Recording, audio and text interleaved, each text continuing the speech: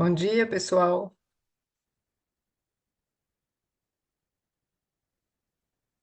Vocês podem me ouvir?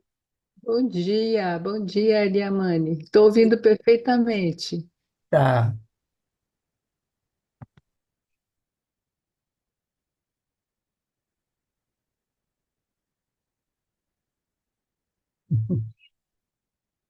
Então, hoje nós temos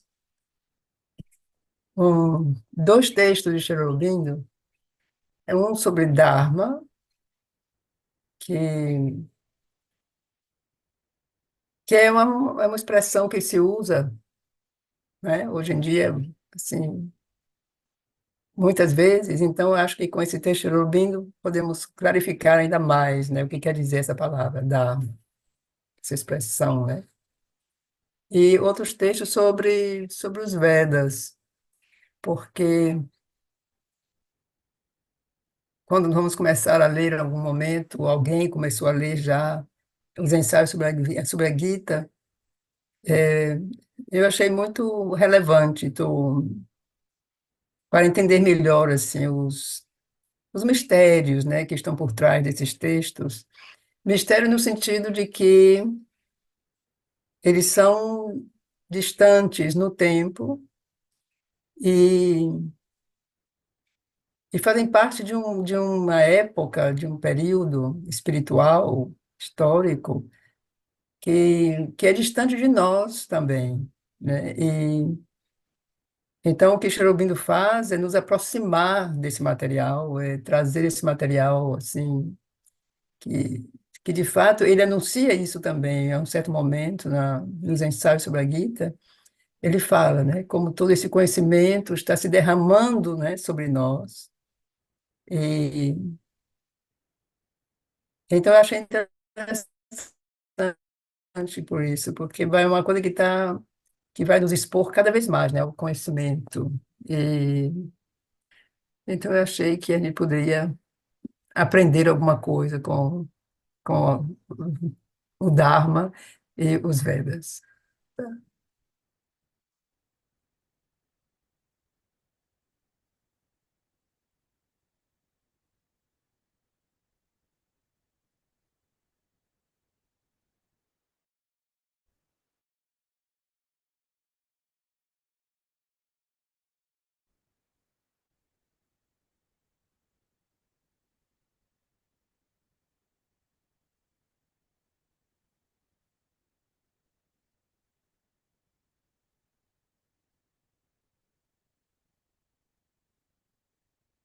Então esse texto é a introdução também do livro. Também tem um livro que se chama O Segredo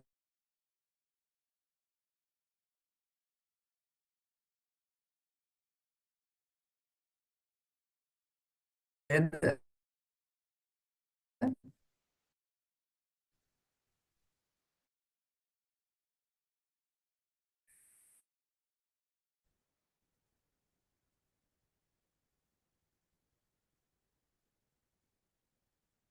O Veda, então, pertence a uma época anterior às nossas filosofias intelectuais.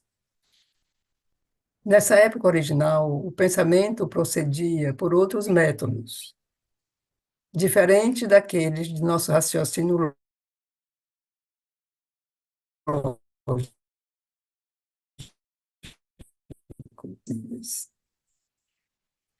Os mais sábios, então, se baseavam na experiência interior e nas sugestões da mente intuitiva para todo conhecimento que fosse além das percepções comuns. Então, ele já fala da palavra, né? Quer dizer, como a palavra aceitava modo de expressão. Então, ele vai explicar um pouquinho isso mais adiante, como é que era o sentido da palavra, que foi perdido completamente no mundo moderno, no mundo de hoje. Então, assim, os mais sábios, então, se baseavam na experiência interior e nas sugestões da mente intuitiva para todo conhecimento que fosse além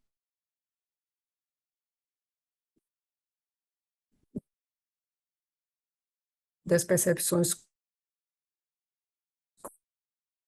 comuns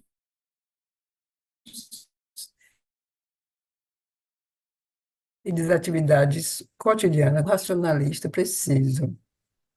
Então, a tradição indiana conservou fielmente essa percepção da origem dos Vedas. Quer dizer, houve realmente esses sábios. Nós já lemos sobre isso alguma vez, o que a mãe fala, né, dos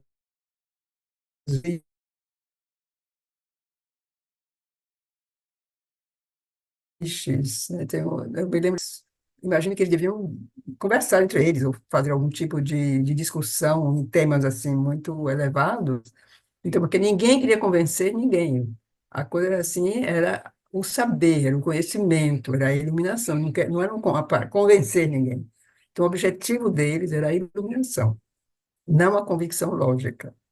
E o seu ideal era o vidente inspirado. Quer dizer, porque os Vedas, como nós já vimos e também antes, o Veda eles viam, né? Eles ouviam. Né? Não só eles viam, mas ouviam. Então, até hoje, a tradição indiana conservou fielmente essa percepção da origem dos Vedas. Então, na Índia, essa percepção, que era desse modo que começou esse conhecimento que vem dos Vedas, era assim que isso funcionava.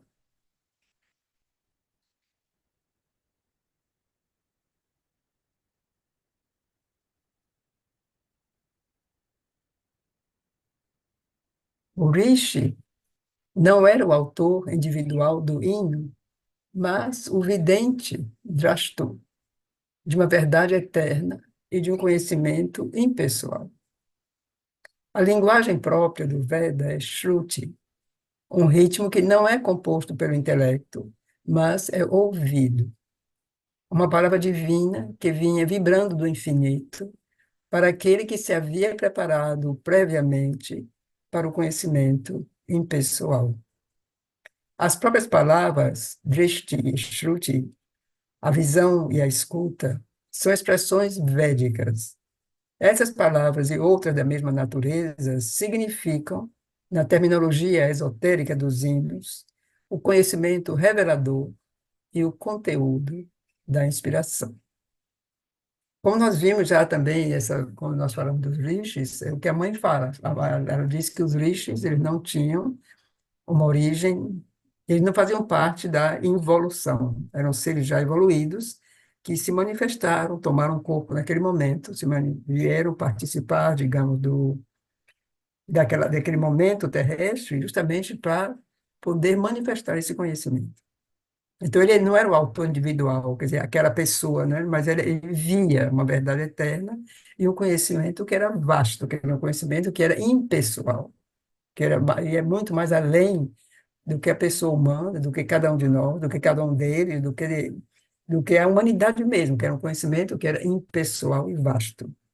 Então, a linguagem própria era um ritmo, né? Que não era intelecto, mas era o ouvido. Então, o Shruti é ouvir. Então, o que eles ouviam era uma palavra divina, que vinha vibrando do infinito para aquele que se havia preparado previamente para o conhecimento impessoal. Quer dizer, houve uma preparação. Então, as próprias palavras, que era visão e escuta, são expressões védicas, o drishti e shruti. Essas palavras e outras da mesma natureza significam, na terminologia esotérica dos hinos, o conhecimento revelador e o conteúdo da inspiração.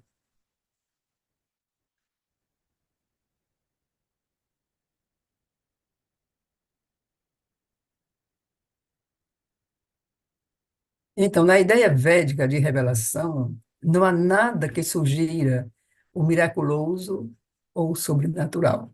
Quer dizer, isso é muito importante, porque tem sempre pessoas que ouvem coisas ou que veem coisas e tal. Isso toma um aspecto assim muito sobrenatural, como Cherubim diz aqui, ou, né? Então, ele diz, na ideia védica da revelação não há nada disso.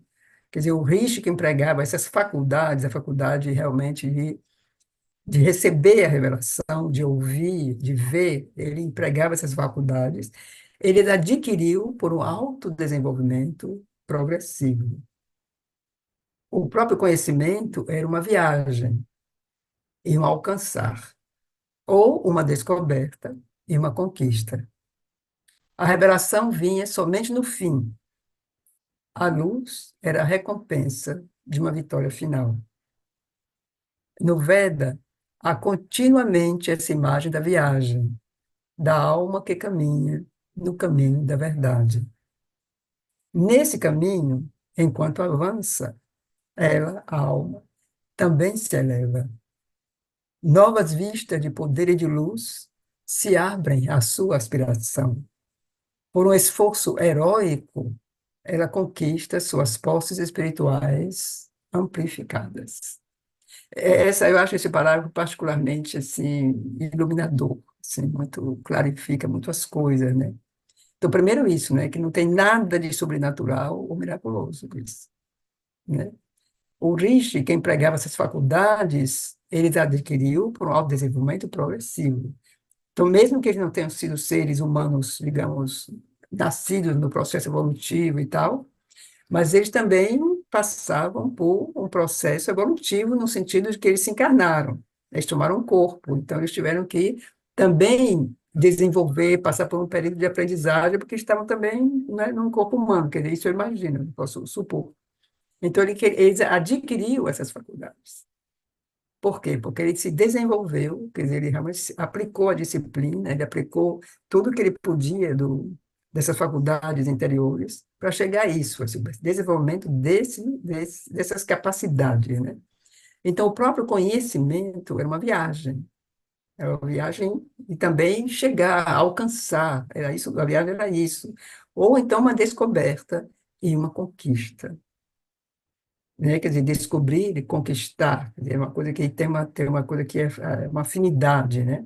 Viajar e alcançar, quer dizer, é uma coisa que é mais no espaço, né? A viagem, chegar a um lugar, quer dizer, alcançar um objetivo, alcançar algo, né? Então, essa viagem.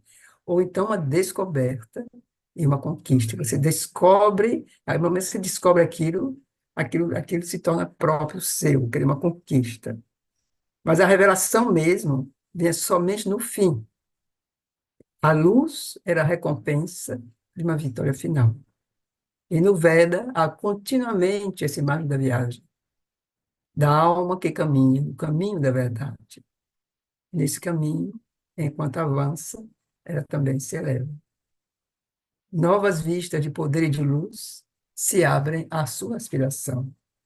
Por um esforço heróico, ela conquista suas posses espirituais amplificadas. Quer dizer, era realmente progressivo no sentido que essas posses espirituais, elas se amplificavam, quer dizer, com o desenvolvimento, com o conhecimento que era cada vez maior à medida desse progresso, quer dizer, tudo era voltado para essa elevação, para essa ampliação. Quer dizer, era a vida, quer dizer, todas as energias e o pensamento e tudo, toda a vida era dedicada só a isso.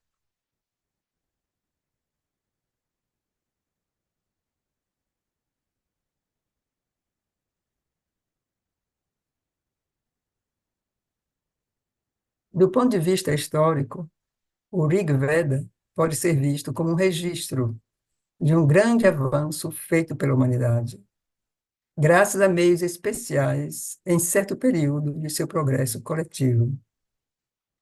Em seu significado, tanto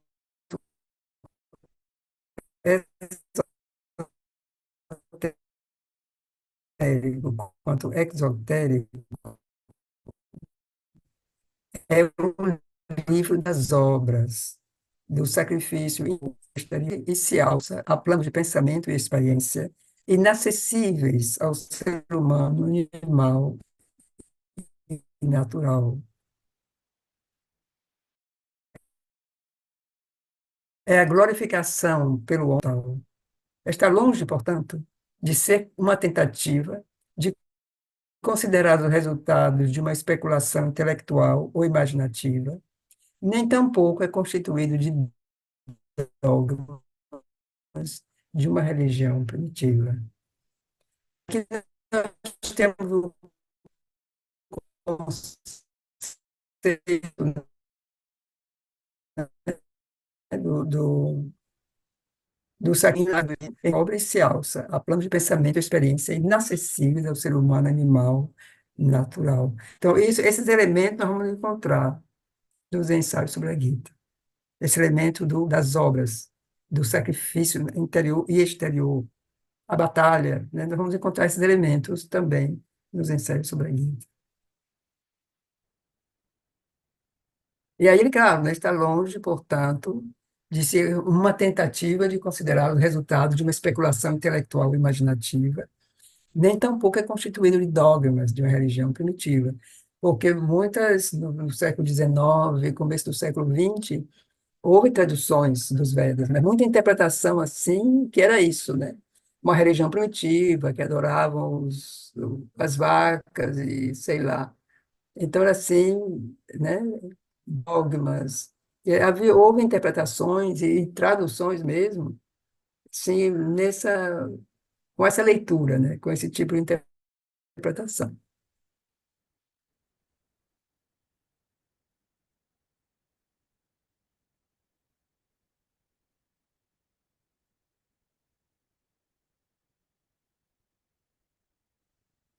A minha internet está meio somente a partir de uma similaridade de experiência e da impessoalidade do conhecimento recebido, desenvolve-se um corpo fixo de concepções repetidas constantemente e uma linguagem simbólica fixa, que talvez, nesses inícios da linguagem humana, tenha sido a forma inevitável dessas concepções, porque é a única capaz, por sua concretude e seu poder de sugestão mística combinados, de expressar aquilo que para a mente comum do povo era inexprimível.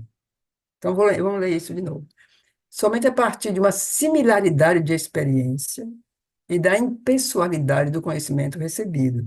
Então, eu imagino que a similaridade seria assim entre eles, né? Entre esses seres que identificavam a experiência. Então, havia uma similaridade de experiência e é essa impessoalidade do conhecimento. Quer dizer, essa impessoalidade, esse conhecimento impessoal, quer dizer, o que é isso, né? É como se o que me vem, né, eu posso estar errada, é que eles recebiam isso de uma maneira que transcendia o indivíduo, o ser individual que cada um deles era. Então era impessoal, porque não era como que esse conhecimento como que vinha, mas não vinha esse ou outro, assim, identificando, né? Mas ele descia. Do momento que ele descia e estava naqueles seres, né? Então, se desenvolve, a partir desse conhecimento impessoal, um corpo fixo de concepções repetidas constantemente e uma linguagem simbólica fixa, que talvez, nesse início da linguagem humana, tenha sido a forma inevitável dessas concepções, porque é a única capaz, por sua concretude e seu poder de sugestão mística combinados, de expressar aquilo que para a mente comum do povo era inexprimível. Então, assim, era uma linguagem, talvez isso seja a origem do mantra, talvez, né? Porque era uma linguagem simbólica fixa, então era inevitável isso, porque era única, então era uma coisa concreta. E havia um poder de sugestão nessa linguagem que era, se combinava com essa concretude, então era capaz de expressar aquilo que o povo, a mente do povo comum era inexprimível, não podia exprimir aquilo, né? Então se criou como uma espécie de linguagem, quase como um código até, né? Que pudesse exprimir esse conhecimento. Então, nós vemos, em todo caso, as mesmas noções repetidas de hino a hino, usando constantemente os mesmos termos e as mesmas imagens, e, com frequência, as mesmas frases, com uma indiferença total a toda busca de originalidade poética ou a toda exigência para novidade no pensamento e inovações na linguagem.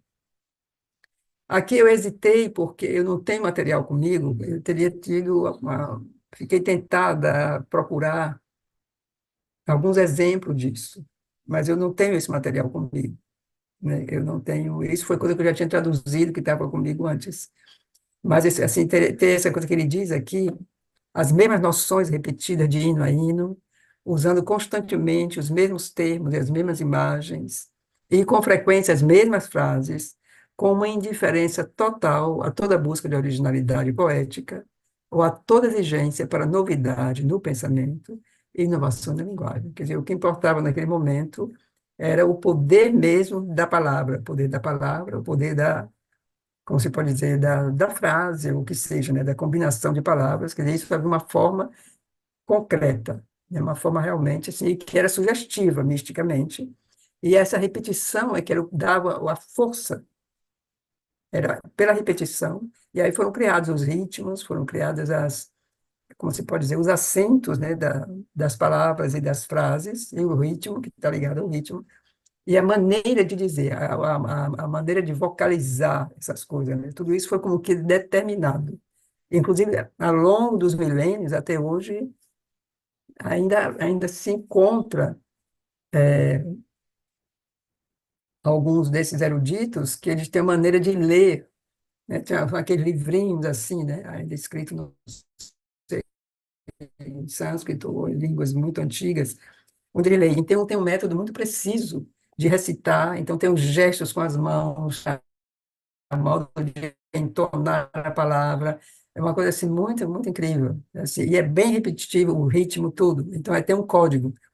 E, e existiram, assim, muitas maneiras de recitar esses versos. Mas muitas se perderam. Então, houve, eu acho, ainda nos últimos, talvez, 20, 30 anos, um esforço de recuperar o que pode ainda ser encontrado. Maneira de recitar, né? As distintas maneiras de recitar.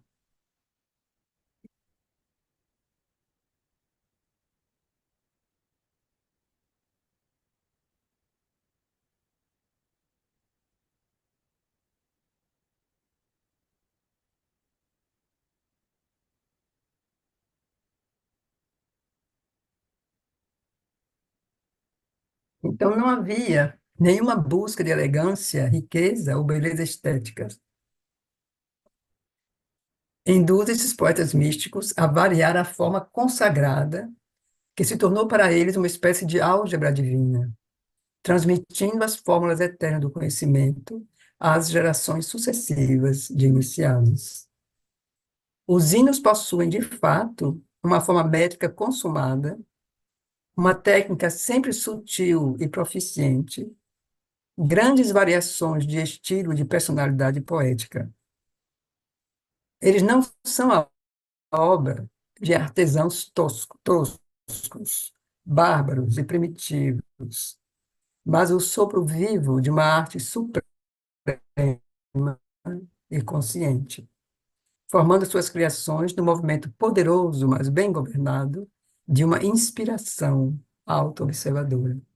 Então, eles possuem uma forma métrica consumada, uma técnica sempre sutil e proficiente, grandes variações de estilo e de personalidade poética. Então, eles não são a obra de artesãos toscos, bárbaros e primitivos, mas o sopro vivo de uma arte suprema e consciente, formando suas criações no momento poderoso, mas bem governado, de uma inspiração auto-observadora. Então, essa inspiração auto-observadora nos diz, assim, né, que eu penso, que eles viviam realmente na consciência, que ele não estava ali se enganando e se contando histórias, né? Eles realmente se observavam, né? Que eles se observavam e era uma coisa que era...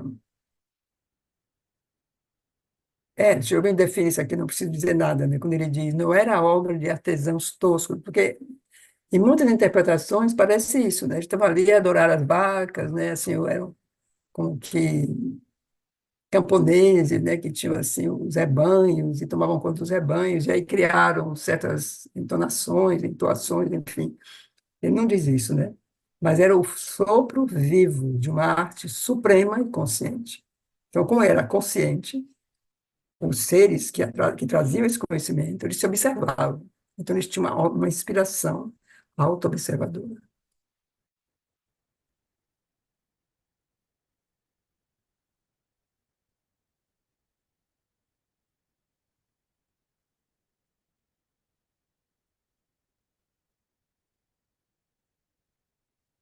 Ainda assim, todos esses nobres talentos foram deliberadamente exercidos respeitando um quadro invariável e sempre com os mesmos materiais, pois a arte da expressão para os Rishis era apenas um meio, não um objetivo. Sua preocupação principal era rigorosamente prática, quase utilitária, no sentido mais nobre da utilidade. O hino era, para o rishi que o compunha, um meio de progresso espiritual para ele mesmo e para os outros. O hino brotava de sua alma, tornou-se um poder de sua mente, era o veículo de sua autoexpressão, em algum momento importante, ou mesmo crítico, da história interior de sua vida. Então, assim, o que ele recebia, que ele compunha, né? Ele recebia, ele traduzia isso em palavras, em expressões.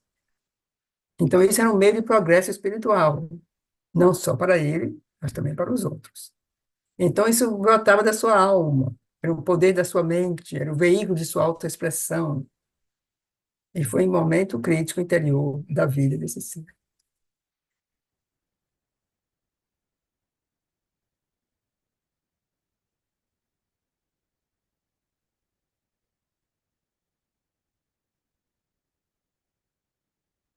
Então, isso ajudava a expressar o Deus nele, a destruir o devorador, o manifestador do mal. Tornou-se uma alma nas mãos, uma arma nas mãos do ariano combatente pela perfeição. Então, ele, o ariano combatente, lançava lampejos como os relâmpagos de Indra contra o abarcador no flanco da montanha, o lobo no caminho, o ladrão nas margens dos rios. Aí você pode ver isso como que o símbolo das forças adversas, né, naquele momento.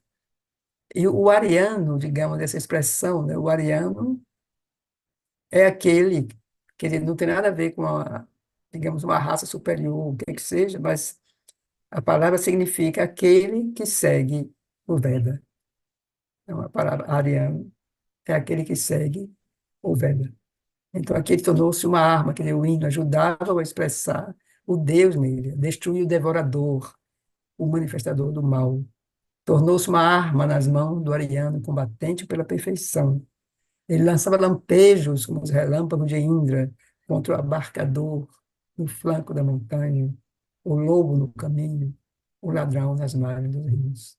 Então, eu posso imaginar que esses seres, né, o devorador, né, o manifestador do mal, o abarcador no flanco da montanha, o lobo no caminho, o ladrão, tudo isso são imagens simbólicas, mas que a gente conhece, que a gente sabe disso, e isso também está no nosso caminho, está nas margens dos rios, está no flanco da montanha, até hoje, né? Então a gente sabe disso. Mas então, a fixidez invariável do pensamento védico, quando vista em conjunção com profundidade, riqueza e sutilidade, suscita algumas especulações interessantes, pois poderíamos razoavelmente argumentar que uma tal rigidez na forma e na substância não teria sido facilmente possível nos inícios do pensamento psicológico, ou mesmo durante seus primeiros progressos e desdobramentos. Porque, digamos, o que geralmente chama de psicológico, normalmente, é o nosso desenvolvimento, que eu diria mais espiritual, né? Em todas as suas fases, emocionais, mentais, mas sempre dentro de um contexto espiritual. Então, assim, podemos razoavelmente argumentar que era tão rígido na forma e na substância, então, no início do pensamento psicológico, né, que aí vem, talvez, com os Upanishads, né, vem um pouco mais tarde, depois dos Vedas. Então, isso não seria fácil, não teria sido facilmente possível nos inícios do pensamento psicológico, ou mesmo durante seus primeiros progressos e desdobramentos, porque era muito rígido. Mas vamos ver o que ele diz ainda.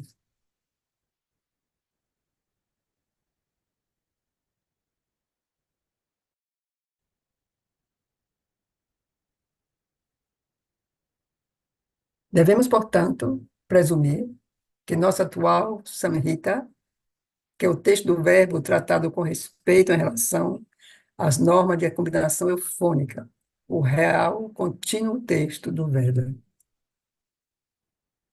Então, portanto, a nossa atual maneira de tratar o texto representa o fim de um período, não seu começo, e nem mesmo algum de seus estágios sucessivos. É mesmo possível que seus hinos mais antigos sejam um desenvolvimento ou uma versão relativamente moderna de um evangelho lírico mais antigo, redigido nas formas mais livres e mais flexíveis de uma linguagem humana ainda mais remota. Então, o próprio Veda fala constantemente dos rishis antigos e modernos, os primeiros suficientemente antigos para serem considerados como uma espécie de semideuses, os pais fundadores do conhecimento. Então, isso de que a gente está falando aqui agora, o Veda, assim, parece que houve coisas assim muito mais antigas, né, que precederam esse conhecimento. Ele diz, eram tão antigos, né, para serem considerados como uma espécie de semideuses, os pais fundadores do conhecimento.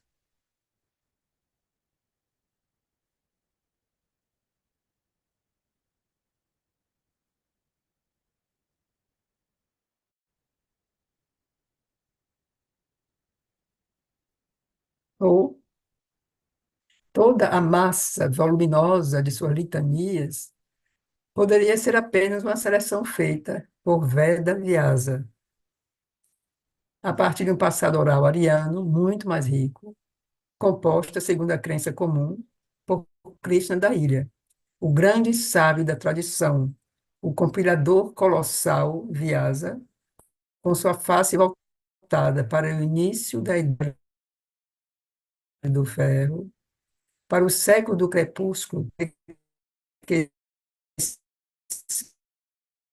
que crescia, aumentava.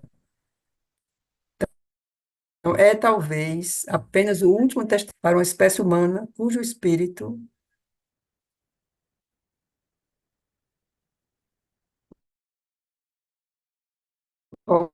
voltava-se já para os níveis inferiores do intelecto e da razão lógica.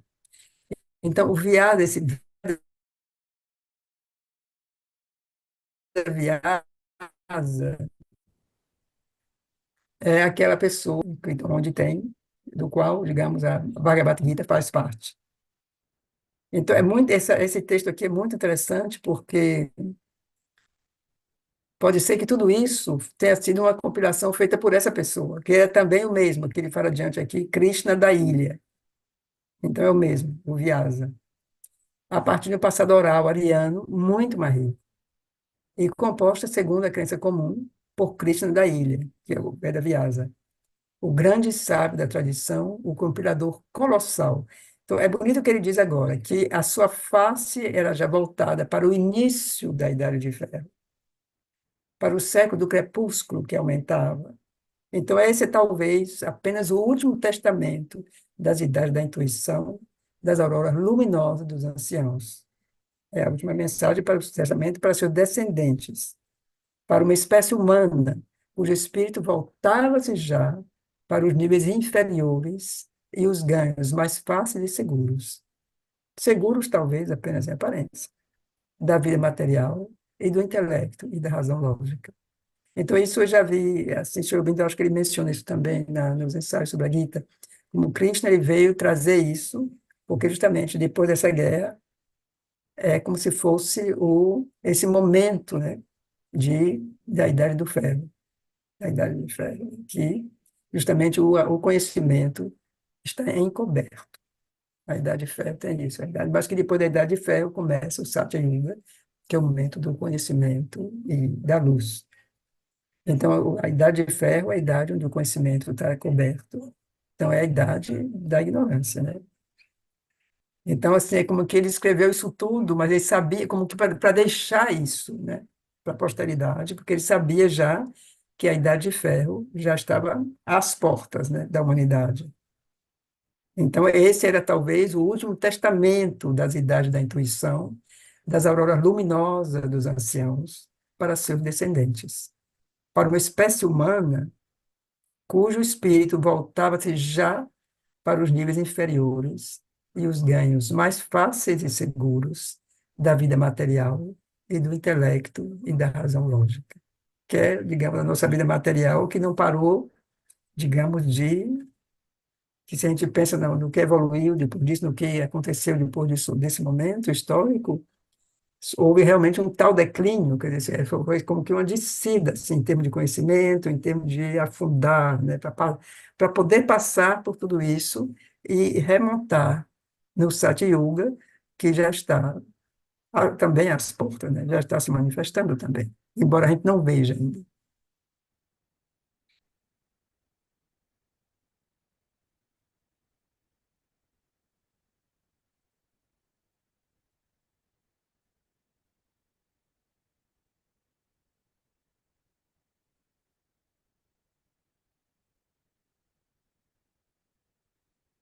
Mas essas são apenas especulações e inferências. O que é certo é que a antiga tradição de um progressivo obscurecimento e perda do Veda enquanto lei do ciclo humano foi de todo justificada pelos fatos. O obscurantismo havia já começado bem antes do início da próxima grande época da espiritualidade indiana, a época vedântica, quer dizer, a época dos Upanishads, que lutou para preservar ou reencontrar ou recuperar o que pudesse do conhecimento antigo. Não poderia ter sido de outra maneira, pois o sistema dos místicos védicos era fundamentado em experiências difíceis para a humanidade comum e prosseguiu por meio da ajuda de faculdades que, na maioria de nós, são rudimentares e desenvolvidas de maneira imperfeita. E que, se por acaso forem ativas, são misturadas e irregulares, obscurecimento e perda do Veda. Enquanto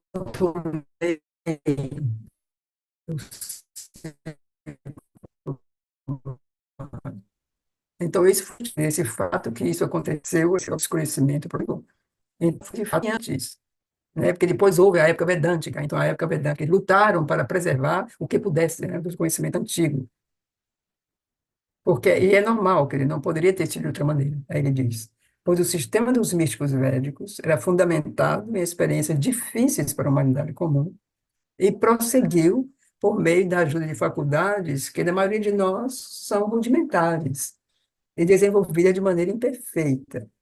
E mesmo se por acaso forem ativadas, são misturadas e regulares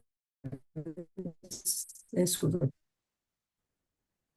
Então, houve não só, digamos, esse progressivo obscurecimento e perda do Veda enquanto lei do ciclo, mas mesmo quando algumas faculdades ainda parecem que meio, elas são misturadas e são irregulares. Então, de certo modo, elas não são de todo confiáveis.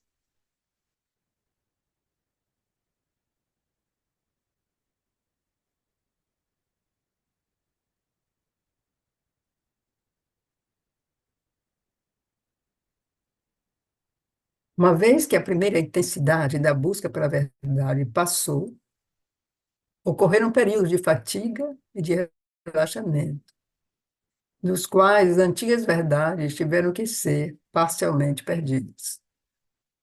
Uma vez perdidas, elas não seriam, então, facilmente reencontradas, examinando o sentido dos hinos antigos, pois esses hinos são a linguagem deliberadamente ambígua. Então, eu concluí assim esse texto, porque aí depois vem, vamos ver depois se eu consigo ainda trazer a continuação disso, porque justamente isso é a coisa assim maravilhosa que Sri Aurobindo nos traz. Quer dizer, justamente ele foi lá, então ele examina o sentido dos hinos, ele examina assim esses hinos todos e vai justamente destrinchando nessa linguagem ambígua, que foi deliberadamente ambígua, e, e ele diz isso na Gita. Tem uma passagem na Gita que ele diz isso, que eu posso até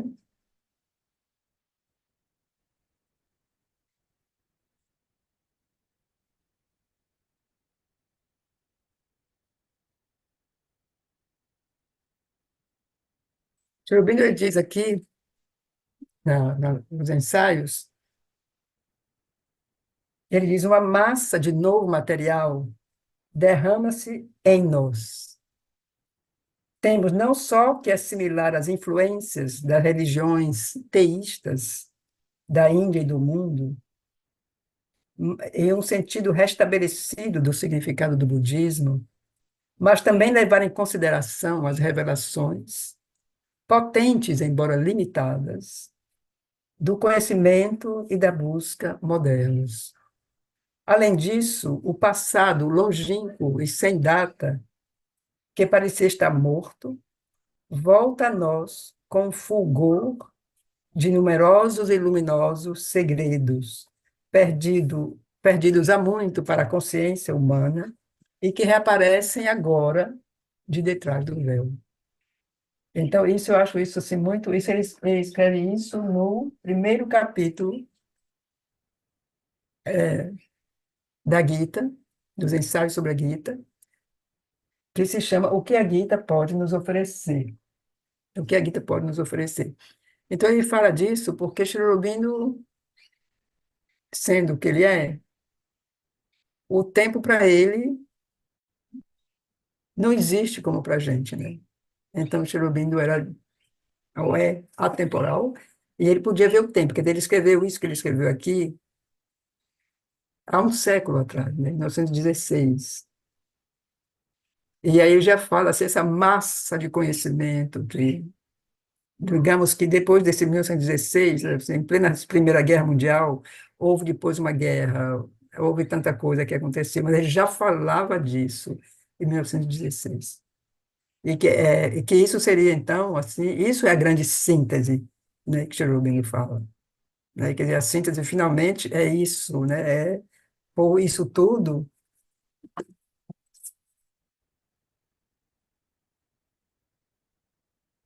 E isso, assim, é quando ele diz essa frase tão conhecida: nós não pertencemos às auroras do passado, mas aos meios-dias do futuro. Então, Cherubim tem essa frase que é assim, né, cheia de poder. E é nessa parte desse parágrafo que ele diz isso e ele continua, né? Então, a massa de novo material derrama-se sobre nós. E isso, eu penso na vida divina, por exemplo, quando o livro, né, que nós estamos lendo, como se a gente pode sentir isso, quer dizer, é um livro que é cheio de conhecimento, né? Que é como se é um conhecimento que se derrama sobre nós. Quer dizer, não adianta, então, nós estamos imersos, eu sempre digo isso aqui, repito de novo, assim, nós estamos imersos no conhecimento, né? É só abrir um pouquinho, o conhecimento está aí. Então, assim, essa linguagem que ele fala deliberadamente ambígua, Aurobindo está clareando para nós, está tirando os véus, quer dizer, é ele quem está tirando os véus.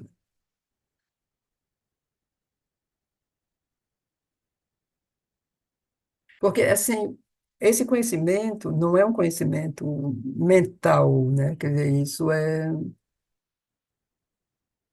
Primeiro, quando você lê, isso eu acho que a maioria de nós, quando a gente lê Aurobindo, mesmo se é uma tradução, mesmo se não é como ler o original, se é uma tradução, é o poder da palavra. Né? É o poder da vibração, é o poder da energia, do que ele diz. Então, isso é uma coisa que. Essa identificação, essa energia, isso não passa pela cabeça só. Quer dizer, claro, a gente tem que entender o que ele está dizendo também, mas é já entrar em um mundo, em uma esfera, em uma dimensão que não é a dimensão comum, normal, que a gente vive cada dia. Né? Então, isso é uma ação, quer dizer, isso faz parte da ação de Sri Aurobindo sobre cada um de nós, e sobre cada um de nós que se abre à força dele. E isso, para mim, é assim, muito claro, e eu acho que é por isso que nós estamos aqui reunidos cada domingo há mais de 3 anos, né? Assim, e é esse chamado, né, que se tem com a palavra de Sri Aurobindo, porque isso nos eleva, isso são os Vedas, né, de nosso tempo, é esse poder.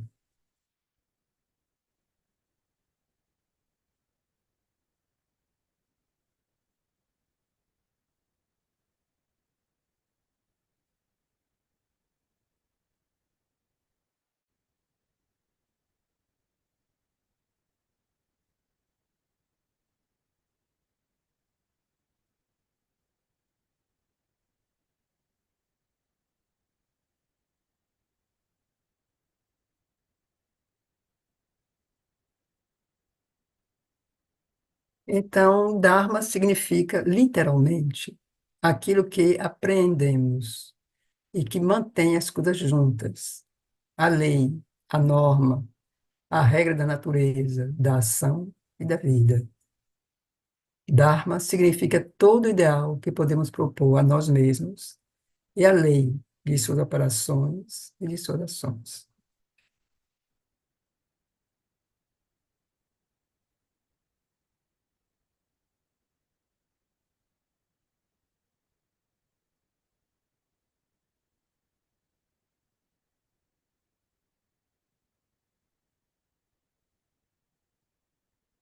O Dharma, ao mesmo tempo, lei religiosa de ação e a lei mais profunda de nossa natureza, não é, como se pensa no Ocidente, uma crença, um culto ou um ideal que inspiram uma norma ética e social.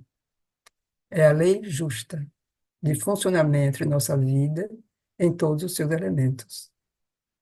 A tendência do ser humano de buscar uma lei justa e perfeita para a sua existência encontra sua verdade e sua justificação no Dharma. De fato, cada coisa tem o seu Dharma, sua lei de vida, que lhe é imposta por sua natureza. Mas para ser o ser humano, o Dharma é a imposição consciente de uma norma de vida ideal em todas as suas partes. Em sua essência, o Dharma é fixo, mas ainda assim se desenvolve em nossa consciência e evolui, e tem seus estágios. Há gradações de ascensão ética e espiritual na busca da lei mais alta de nossa natureza. Então, cada coisa tem o seu Dharma, sua lei de vida que lhe é imposta por sua natureza.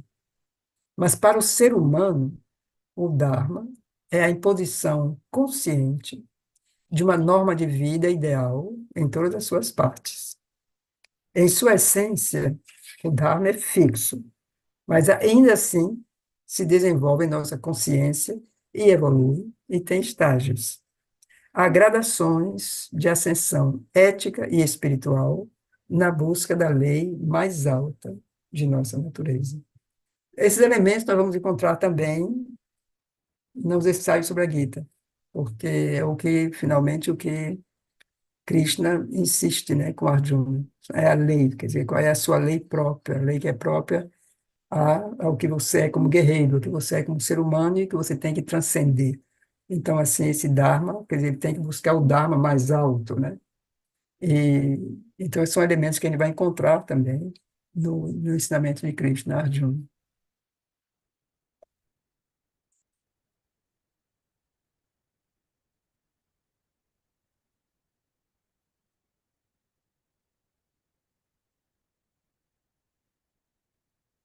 Então, o poder do amor, da verdade, da justiça, estará presente, não como uma lei construída mentalmente, mas como a própria substância e constituinte da natureza, e, pela integração do ser, necessariamente também a própria substância e constituindo a natureza da ação. Crescer nessa natureza de nosso ser verdadeiro, uma natureza de verdade e unidade espirituais, é a liberação alcançada por uma evolução do ser espiritual. A evolução gnóstica nos dá o dinamismo completo dessa volta a nós mesmos. Uma vez isso feito, a necessidade de normas de virtude, de dharmas, desaparece. A lei e a ordem espontâneas da liberdade do espírito. Não pode haver lei de conduta, dharma, construída ou imposta. Tudo se torna um fluir espontâneo da natureza do self. Svadharma e Svabhava. Então, o Svabhava é normalmente a lei mais alta do ser, né? É como se é realmente do Dharma que você tem que é superior, quer dizer, como é isso que está além do nosso conhecimento, mas que existe para cada um de nós. O seu Svabhava. E o Svadharma é aquilo que nós fazemos aqui, né, na nossa encarnação terrestre, na nossa vida de cada dia, nossas ações. E, e mais as ações correspondem, digamos, a isso, né, essa mais alta, então isso é um certo momento como que se encontra, né, essas duas esses dois estados, né? Quer dizer, não são opostos nesse sentido, mas é como se isso aqui tem que ser o reflexo desse aqui, né? E à medida que esse reflexo se faz mais claro, mais real, mais verdadeiro, então é como que o Svabhala, né, se concretiza, né, se manifesta.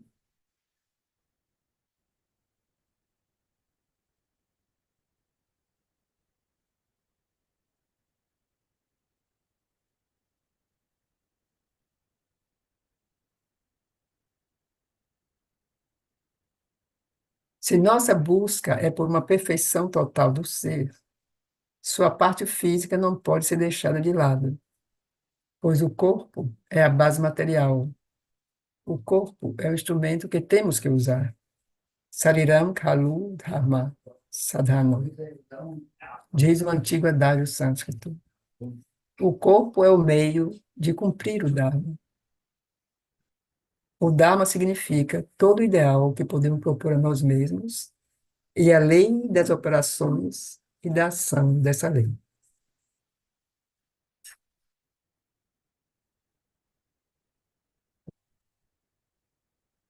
Isso tudo.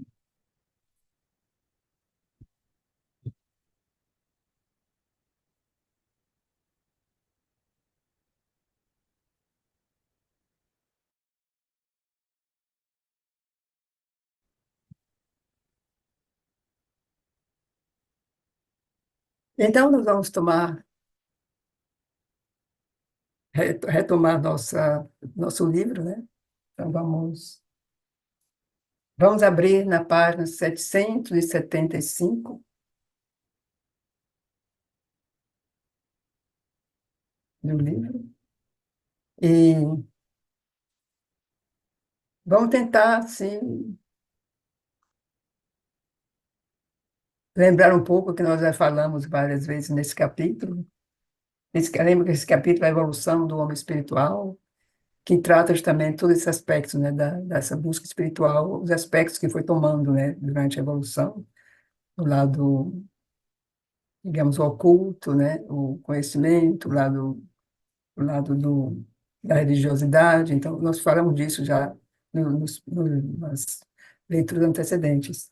Então, esse aqui, nós temos esse parágrafo aqui, né, aqui embaixo da página, onde ele diz, Sri Aurobindo diz, se olharmos o passado, poderemos ver ainda os sinais dessa evolução natural, embora suas primeiras etapas nos estejam em grande parte escondidas nas páginas não escritas da pré-história.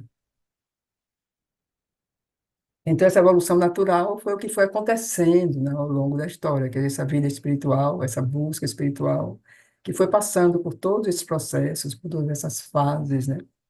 E, então, afirma-se que a religião, em seus começos, era nada mais do que uma massa de animismo, fetichismo, magia, totemismo, tabus, mitos, símbolos supersticiosos, com o curandeiro como sacerdote. Então, isso aqui se diz, né, que a religião começou disso, que era um parasita mental da ignorância humana primitiva. Ou, mais tarde, uma forma de culto da natureza, no melhor dos casos. Quer dizer, isso é toda uma versão que existe para interpretar essa evolução, né, dessa busca da humanidade. Então, até essa versão que como que minimiza ou não consegue ler realmente os sinais, né? Não consegue ler o que é que isso significa. O que é que significou justamente essas religiões bem simples, né? Esses credos, essas superstições, esses totens. Quer dizer, existe um sentido por trás também, isso faz parte dessa evolução de busca. Então, então se minimiza, né, esses aspectos sem ter realmente a visão da totalidade dessa busca da humanidade. Então, Sri diz, é bem possível que tenha sido assim na mente primitiva, embora devamos acrescentar que por trás de muitas dessas crenças e práticas, mas muito eficaz, que perdemos com o nosso desenvolvimento superior. Quer dizer, havia algo nisso que nós perdemos, né? Ele diz. O homem primitivo vive, sobretudo, em uma província pequena e baixa de seu ser vital, o que corresponde, no plano oculto, a uma natureza invisível de caráter similar. Quer dizer, essa natureza invisível, nesse plano, ela é também pequena e baixa. É no mesmo nível, quer dizer, o ser humano ainda está ali naquele ponto e tudo que o circunda está naquele ponto também. Então, cujos poderes ocultos podem ser chamados e postos em atividade por um conhecimento e métodos para os quais as intuições e os instintos do vital inferior podem abrir uma porta de acesso. É como se a mente ali não está ainda desenvolvida, então não tem assim o sentido crítico, né? O sentido analítico, o sentido observador. Quer dizer, tudo era como uma coisa só, de certo modo, né? Quer dizer, o humano, ele vivia nesse nível primitivo, básico, então ele se comunicava nesse sentido primitivo, básico, com as forças em torno dele. Então eram coisas ocultas, eram coisas misteriosas, mas havia uma intuição, havia algo que se comunicava e que tinha como que abrir a porta, como o Cherubim diz aqui, uma porta de acesso, né? Tudo isso devia expressar-se por meio dessas crenças e práticas religiosas em um primeiro estágio que não era ainda espiritual, mas oculto, e cujo caráter e objetivo eram grosseiros e rudimentares. Nesse estágio, o homem recorria, sobretudo, a pequenos poderes vitais e elementais, e seres elementais, para satisfazer pequenos desejos vitais e um bem-estar físico grosseiro. Então, assim, não havia ainda, como se pode dizer, grandes perspectivas, né? Grandes visões, nem mesmo grandes desejos, se pode dizer, mesmo assim. Né? Não, mas eram coisas assim muito básicas, imediatas. Assim, eu imagino que muito ligadas a sobrevivências, né? Ou a pequenos poderes tribais, ou não sei. E então isso tudo existia. Então eram pequenos poderes vitais e seres elementares.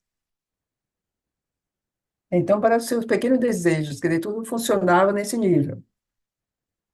Mas esse estado primitivo só pode ter sido um começo.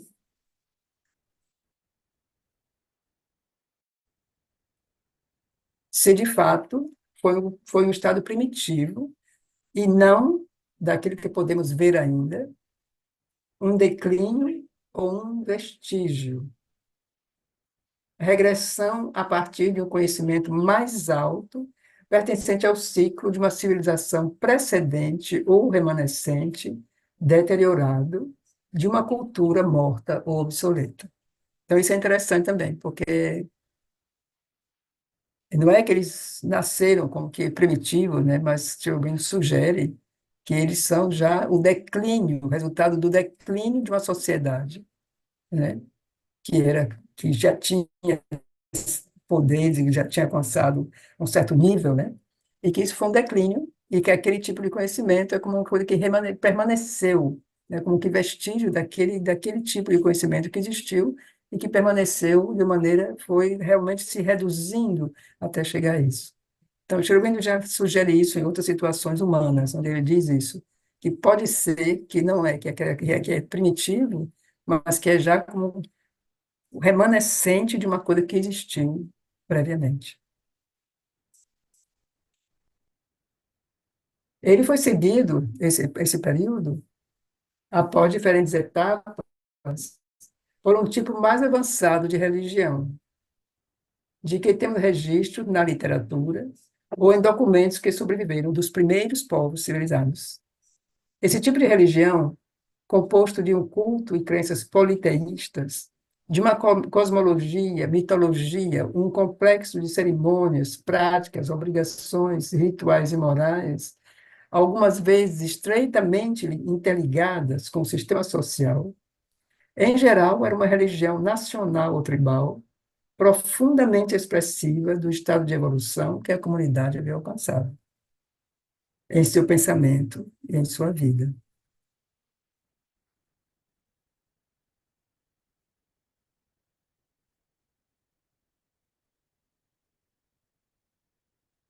Na estrutura externa, faltava ainda o apoio de um significado espiritual mais profundo. Mas nas culturas mais altas e desenvolvidas, essa lacuna era preenchida por um fundo sólido de conhecimento e práticas ocultas, ou então por mistérios guardados cuidadosamente, que continham um primeiro elemento de sabedoria e disciplina espirituais. Não, com coisas que eu não sou uma grande conhecedora, mas eu imagino que o Egito, a Mesopotâmia, ou a Grécia, né, os mistérios. Então, eu acho que isso já eram politeístas, e, por exemplo, no Egito houve aquele grande movimento, né, para unificar, digamos, os deuses, né, com Akhenaton, e que foi como que destruído, porque eram já movimentos muito poderosos, assim, religiosos, e que eram realmente, assim, as sociedades eram muito lideradas ou regidas por essas crenças. Então, líderes religiosos, né, que tinham uma grande influência, são os reis ou faraós, os líderes. Então, uma vez que o senhor Bino diz, era tudo muito interligado com o sistema social, né? Então, faltava ainda o apoio de um significado espiritual mais profundo. E nas culturas mais altas desenvolvidas, essa lacuna era preenchida por um fundo sólido de conhecimento e práticas ocultas, ou então por mistérios guardados cuidadosamente, que continham um primeiro elemento de sabedoria e disciplina espirituais. Então, hoje se sabe disso, quer dizer, havia isso nos mistérios gregos, né, nos templos gregos, havia um conhecimento também, que são os mistérios dos Eleusis, né, e que havia uma iniciação, havia sacerdotes iniciados, as sacerdotisas, eu imagino que no Egito também. E não sei mais, assim, isso eu acho que são as coisas que se registram melhor na história, que tem registros. Eu não sei, não se pode imaginar bem como seria na Mesopotâmia, os povos mais antigos, né? Na Caldeia, não sei. Mas no Egito e na Grécia se sabe, né, que havia esses mistérios e o lado oculto de iniciação, de uma coisa assim mais, o Cherubim diz aqui, mais alta, né? Mas ainda não havia justamente o sentido que o Cherubim chama espiritual. Quer dizer, isso era substituído por que ele diz aqui. Era um fundo sólido de conhecimento e práticas ocultas. Então, eles tinham conhecimento do oculto e praticavam. Mas, assim, o conhecimento espiritual ainda não estava presente. Mas, em geral, o ocultismo acontecia mais como uma adição ou superestrutura, mas não estava sempre presente.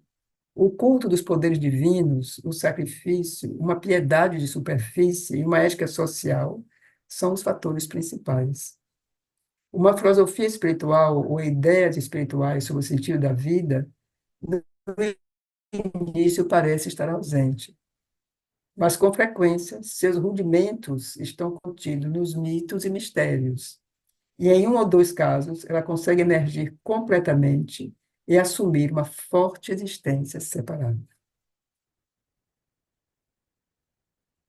Não, aí tem as histórias, assim, as lendas, as histórias que contam muito sobre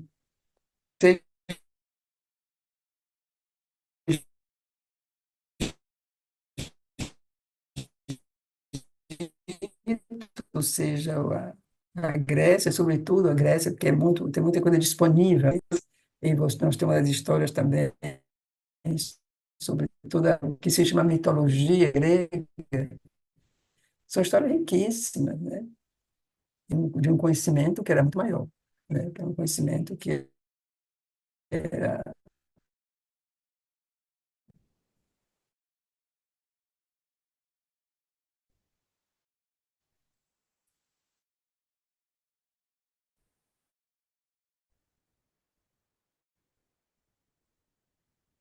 Mas justamente uma filosofia espiritual, ideias espirituais sobre o sentido da vida, que em todo lugar tenha sido o criador da religião. Ao impor suas descobertas secretas em forma de crenças, pois é sempre o indivíduo que recebe as intuições da natureza e toma a iniciativa, e arrasta ou atrai o resto da humanidade atrás de si.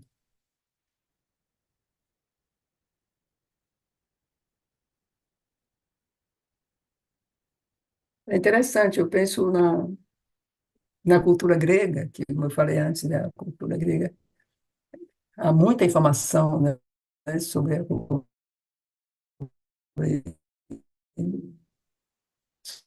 sobre a Grécia. Então, você pensa que século, foi assim, um século de péricles que durou assim, as grandes inteligências, a busca do conhecimento, a busca de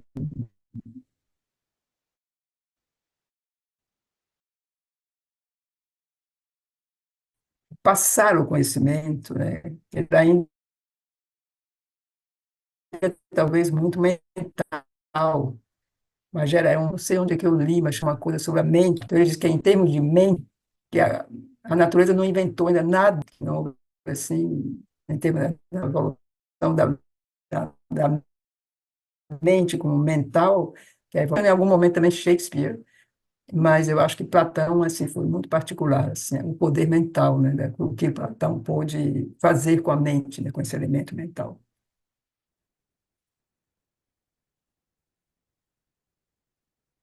Então, assim, e mesmo se dermos o crédito dessa nova criação à mente subconsciente da massa, é o elemento oculto e místico nessa mente que efetuou essa criação e deve ter encontrado indivíduos por meio dos quais pôde emergir, né? Quer dizer, o Cherubim diz aqui, quer dizer, é o indivíduo que recebe as intuições da natureza e toma a iniciativa e arrasta atrás de si. Então, por isso que eu citei um pouco a Grécia naquele período, porque a Grécia realmente, a influência da Grécia sobre o mundo ocidental, a gente pode ver até hoje, quer dizer, realmente assim, há alguns milhares de anos, porque houve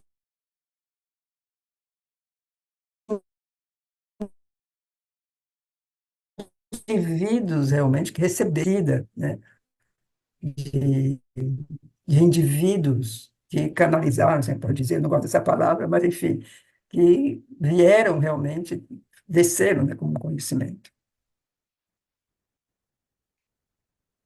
Pois não é na massa que a natureza busca expressar-se, fazer suas experiências e descobertas, é no indivíduo. Esse não é o método da natureza. É em um ponto, ou em um pequeno número de pontos, que o fogo é aceso.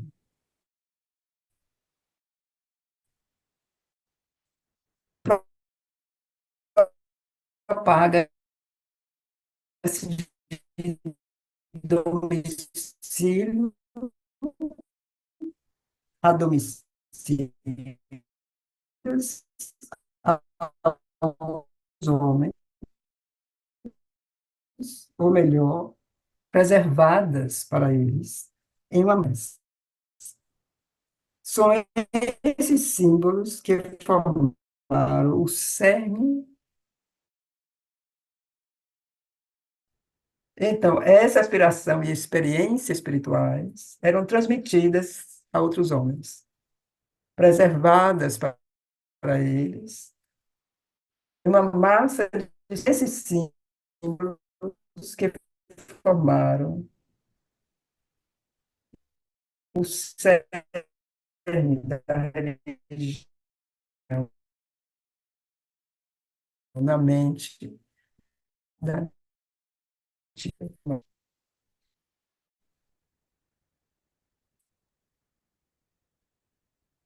primitivo mesmo, né? Então, houve depois o segundo estágio, que é quando começa o aprendiz ocultista, etc., né? Então, desse segundo estágio, emergiu um terceiro, que tentou liberar a experiência e o conhecimento espirituais secretos e pô-los à disposição de todos, como uma verdade que teria um apelo comum e deveria ser acessível universalmente. Uma tendência prevaleceu, que buscava não apenas do elemento espiritual o próprio núcleo da religião, mas também pô-lo por meio do ensinamento esotérico. Assim como cada escola esotérica teve seu sistema de conhecimento e disciplina, do mesmo modo, cada religião agora deveria ter seu sistema de conhecimento, seu credo e sua disciplina espiritual. Aqui, nessas duas formas de evolução espiritual, esotérica e exotérica, o caminho do místico, o caminho do homem religioso, vemos o princípio duplo da natureza evolutiva. Um princípio de evolução intensiva e concentrada em um pequeno espaço, e um princípio de expansão e extensão, que permite a criação nova generalizar-se em um campo o mais vasto possível. Então, você tem aquele que preserva, né, os mistérios, preserva o conhecimento e como que transmite a uns poucos, né, e preserva isso tudo. E você tem um movimento que quer expandir, que quer abrir, que quer também trazer isso em geral, né, abrir realmente. Então, o primeiro é o movimento concentrado, dinâmico e efetivo. O segundo tende à difusão e à estabilidade. Esse novo desenvolvimento teve como resultado generalizar na humanidade a aspiração espiritual, que no início era cuidadosamente guardada como um tesouro por uns poucos, mas com isso, a empresa, altura. Então, nós podemos ver isso assim no que também nos que acabamos de ler sobre os Vedas, né?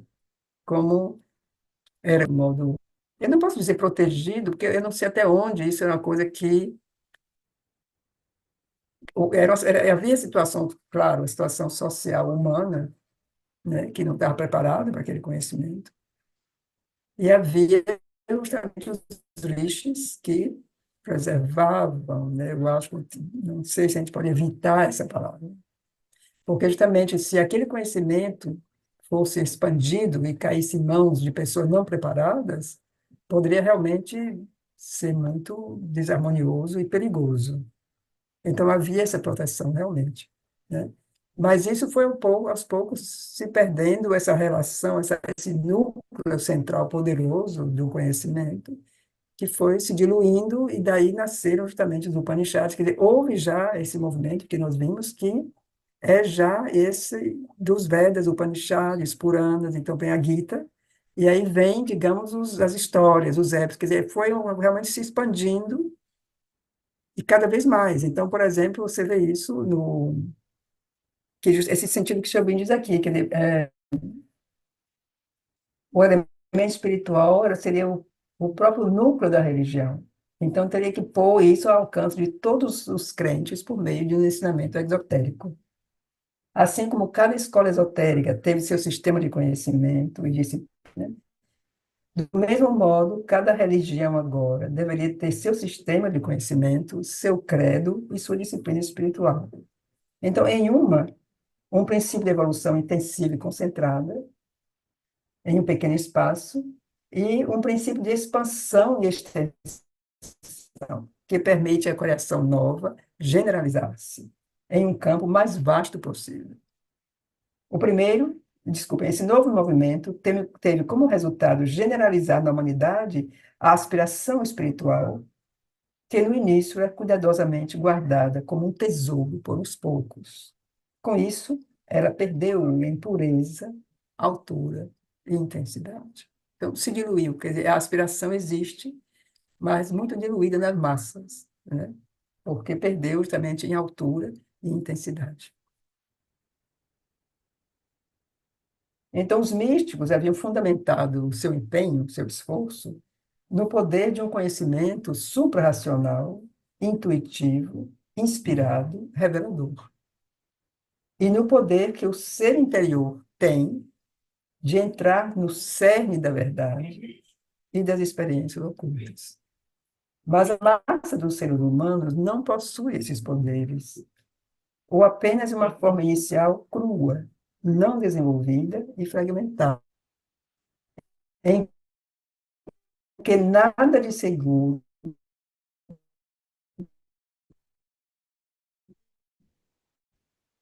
podia ser fundamentada, descoberta por formas intelectuais de credos e doutrinas, formas emotivas de culto e um ritual simples, mas significante. Ao mesmo tempo, o forte núcleo espiritual tornou-se misturado, diluído, alterado.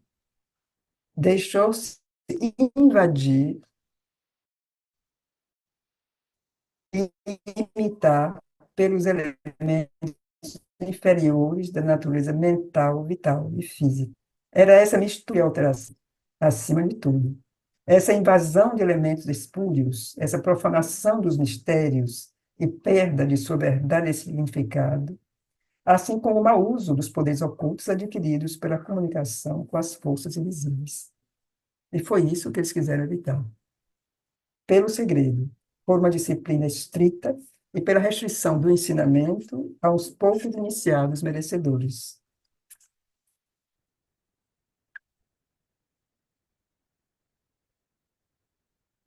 Então, outro resultado infeliz ou perigoso desse movimento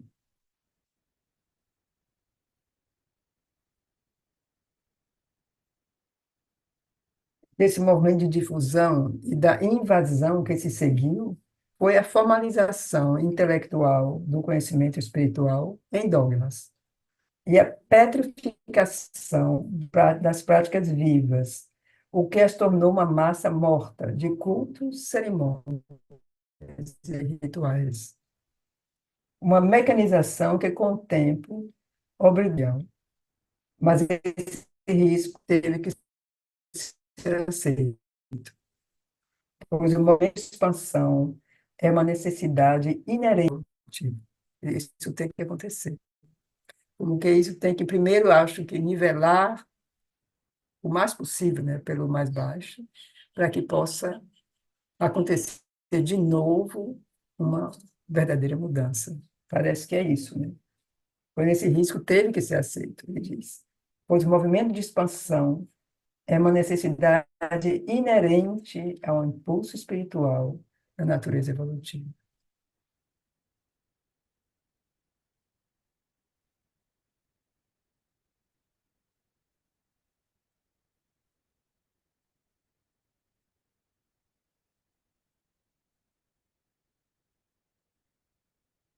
E assim nasceram as religiões, que se apoiam, sobretudo, ou totalmente, em credo e ritual para obter algum resultado espiritual.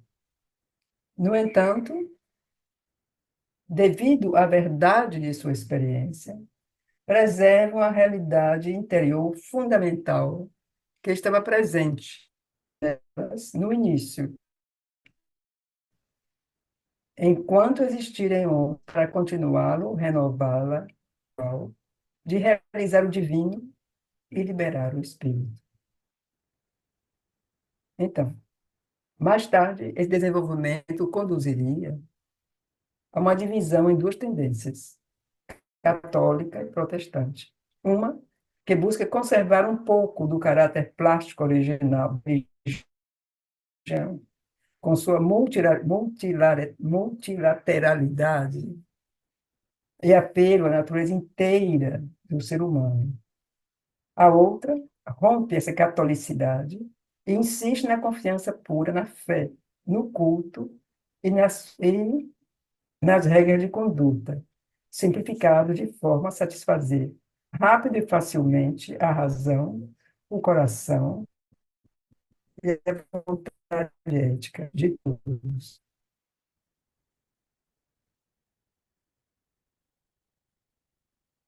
Eu acho interessante aqui, eu tenho a impressão que o Aurobindo pega a- o cristianismo como um protótipo assim, mais claro, né, desse movimento religioso. Assim, pelo menos nessa época, né, ele escreve.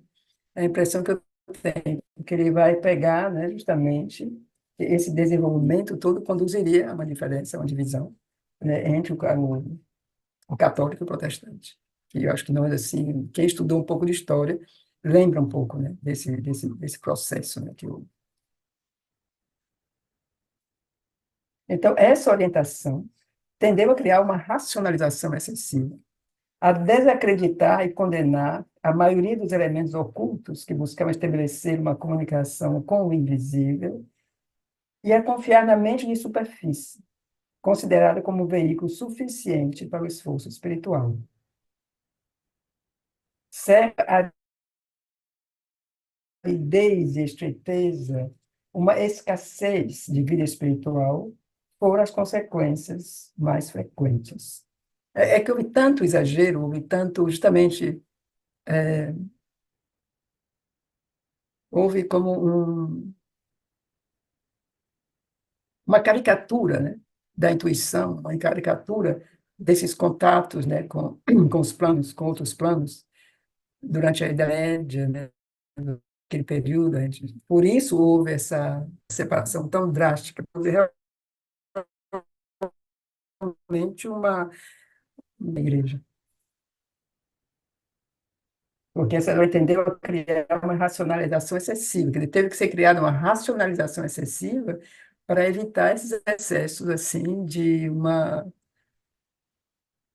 falsidade mesmo, né? De tentar justamente usar esse poder, digamos, do clero, né? Para convencer um certo tipo de pessoa da época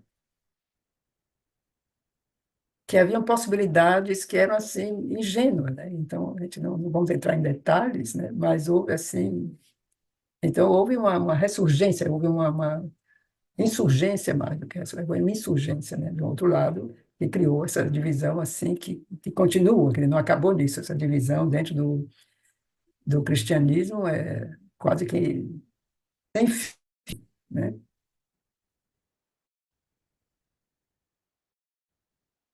Além do mais, o intelecto, após ter negado tanto, rejeitado tanto, encontra aí amplo espaço e oportunidade para negar ainda mais, até chegar a negar tudo, negar a experiência espiritual e rejeitar a espiritualidade e a religião, e deixar apenas o próprio intelecto como único poder sobrevivente.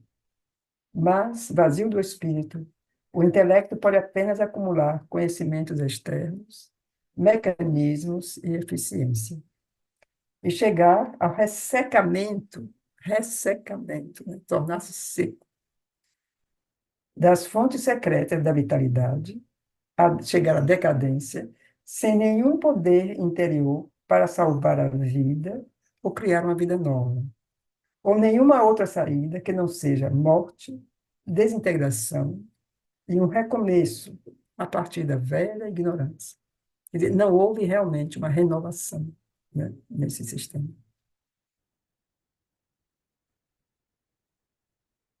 Teria sido possível para o princípio evolutivo conservar a inteireza prístina de seu movimento mediante uma expansão e não uma disrupção da antiga harmonia.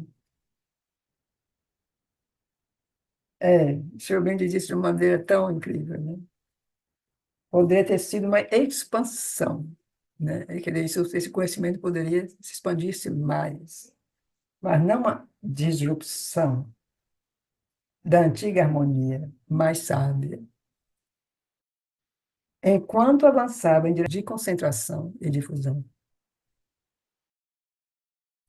Na Índia, nós vimos,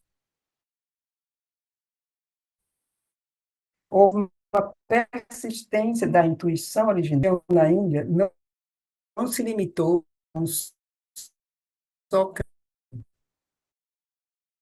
a um só dogma. São diferentes, mas conseguiu conter em si todos os elementos que cresceram no curso da evolução da religião e recusou-se a banir ou suprimir quaisquer um deles. Desenvolveu o ocultismo até seu extremo limite. Aceitou filosofias espirituais de todo tipo. Seguiu todos os caminhos possíveis de realização, experiência e autodisciplina espirituais, até seu resultado mais alto, mais profundo ou mais vasto. Seu método foi aquele da própria natureza evolutiva, isto é, ela permitiu todos os desenvolvimentos, todos os meios pelos quais o espírito comunica com seus instrumentos humanos e age sobre eles.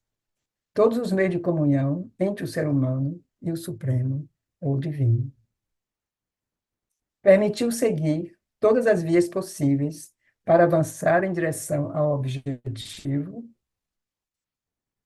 e, e as experimentou até seu extremo, quando necessário. Experimentou todas as vias. Todas as etapas da evolução espiritual estão no ser humano. Deve se permitir e prover os meios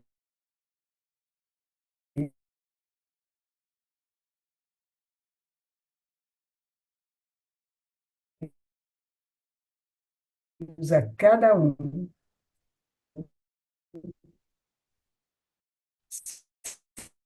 sem que, contudo, se abandonasse a urgência para atingir os cunhos espirituais mais altos, nem mesmo o tipo de religião.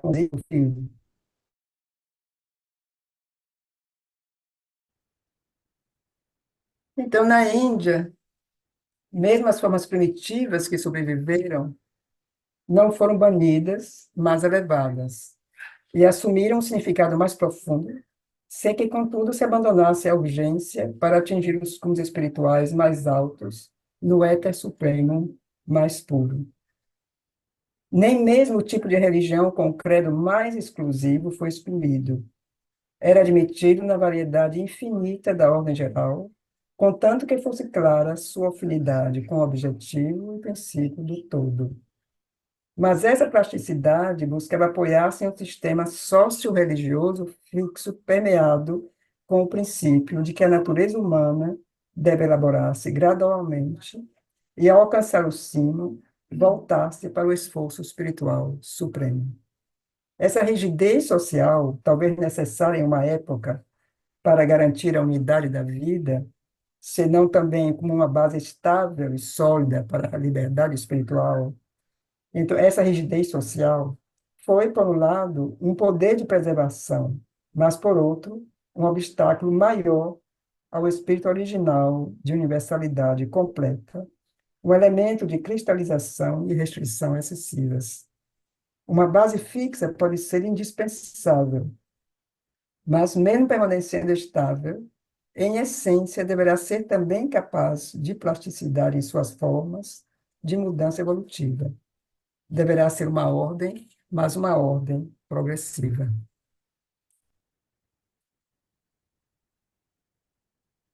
Apesar disso,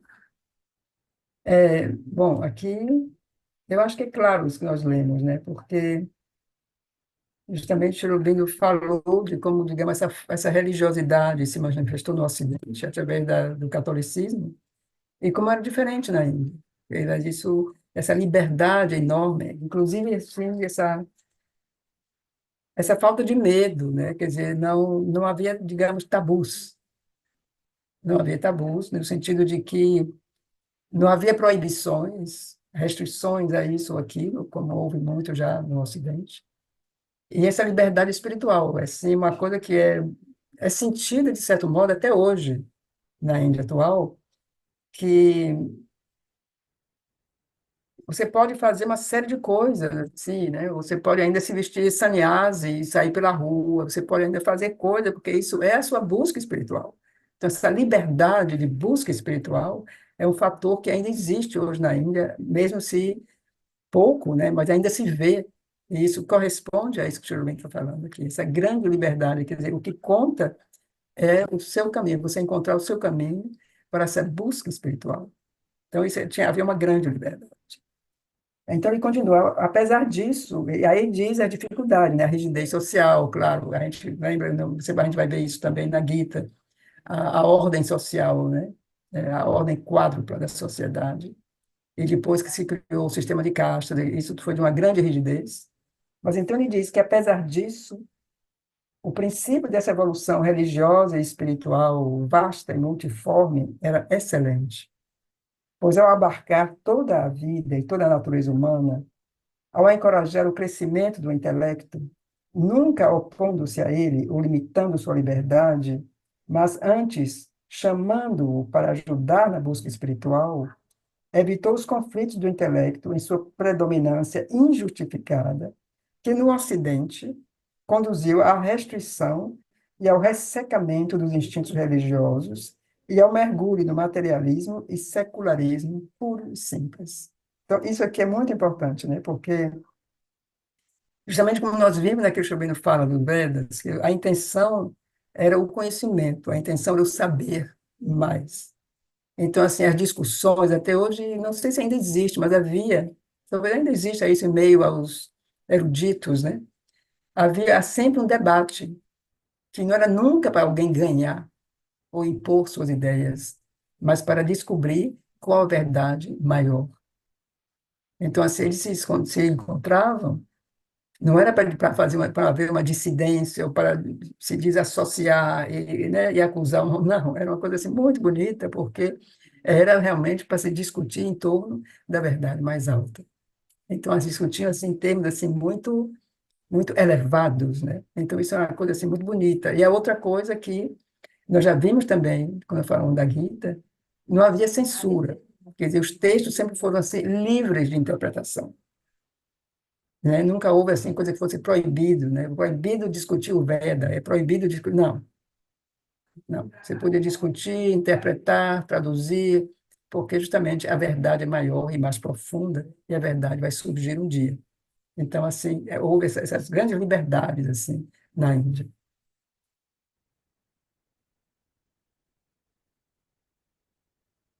Então, um método plástico e universal desse tipo, que admite todos os credos e formas, mas os excede e aceita todo tipo de elemento, pode ter numerosas consequências que os puristas tenderão a reprovar. Mas o grande resultado que o justifica foi a efetivação, uma busca e um esforço espirituais de uma riqueza imensa, sem precedentes, uma persistência mais que milenar, uma globalidade, universalidade, altura, sutileza, longevidade inexpugnáveis, uma vastidão multiforme.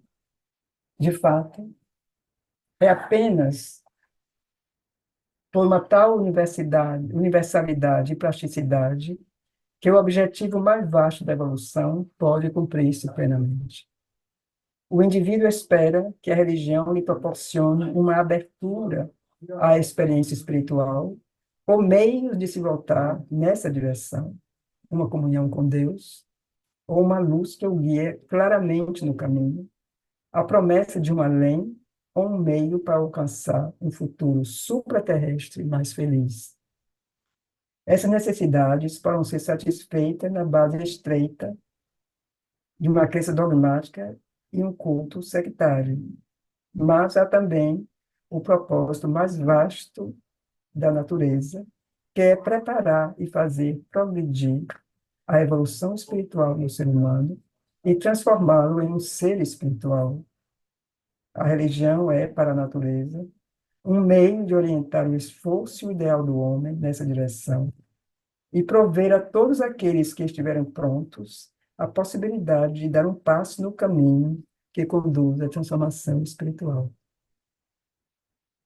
A natureza consegue isso pela imensa variedade de cultos que criou, alguns decisivos, institucionalizados e definitivos, outros mais plásticos, variados e multifacetados.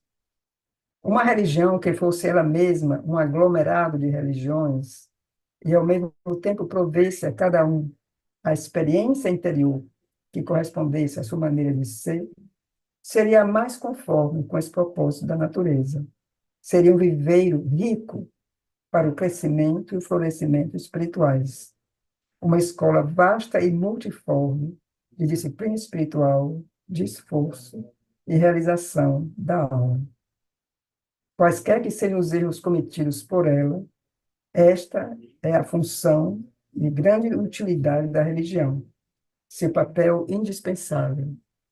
Sustentar essa luz crescente que nos guia em nosso caminho, através da ignorância da mente até a consciência e o autoconhecimento completos do Espírito.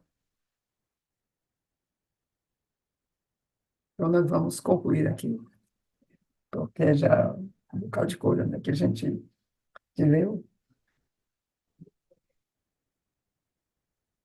Então, é como se essa natureza, né, que Cherubim fala, como se você tem que controlar o veneno. A natureza criou mesmo isso, né? Que a natureza criou justamente essa possibilidade.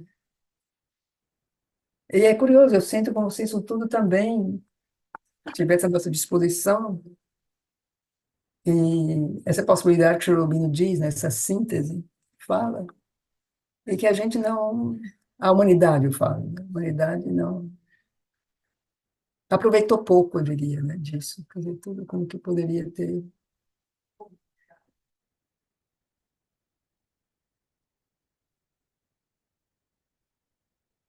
tomado um caminho diferente, né? Mas se a gente volta à Índia,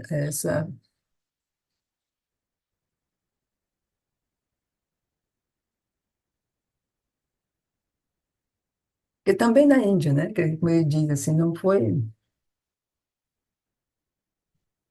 poderia ter sido, é como se não, tudo isso faz parte da natureza também, quer dizer, esse nível que a Índia alcançou, mas também teve todos os seus reveses, né? Teve todos os seus excessos, né?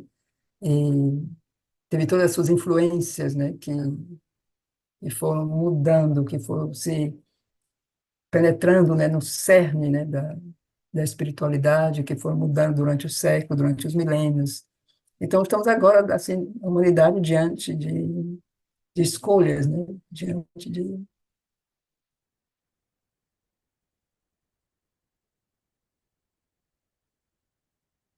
Então, eu não sei se alguém ainda tem alguma pergunta, alguma...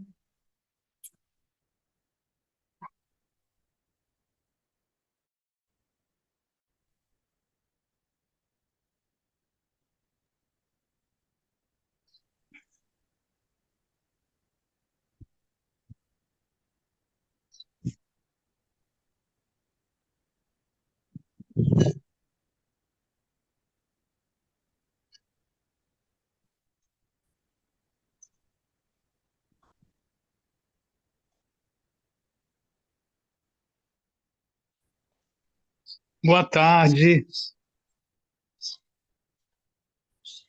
Não sei se me escutam. Sim, Sim, te sim, ouvimos. Não queria ser o primeiro, mas só para talvez começar assim alguma troca assim entre nós.